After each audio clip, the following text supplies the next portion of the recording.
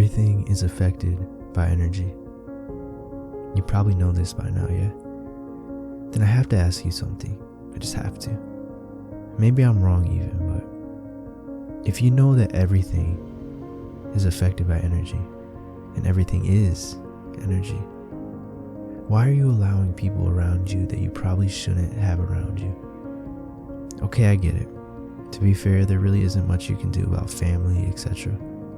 But what about friends or acquaintances?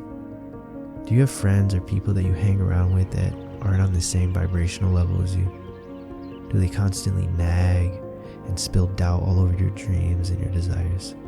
Are they constantly passive aggressive towards you? Listen to me very, very, very carefully. You must surround yourself with positivity if you wish to attract positive things. And if you're trying to be a better person, live a more joyous life, attract more joyous circumstances, you need to let things go that aren't serving you in that direction in life.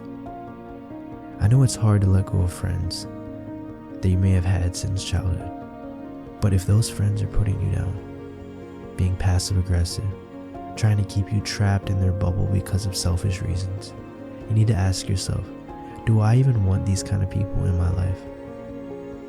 Even if it's not a friend, or whatever bringing you down, ask yourself, is the content I'm watching bringing my energy down? Are the shows that I'm watching bringing my energy down? Is the news that I'm consuming bringing my energy down? Think of it like this.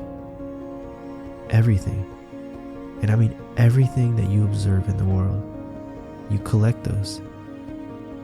Every time you consume a content that makes you feel bad, you throw your Pokeball at it without realizing and deciding whether it's what you want or not. To combat this, you must pay very close attention to who and what you allow into your vibration by watching who you are around and paying close attention to what you consume as far as the content goes.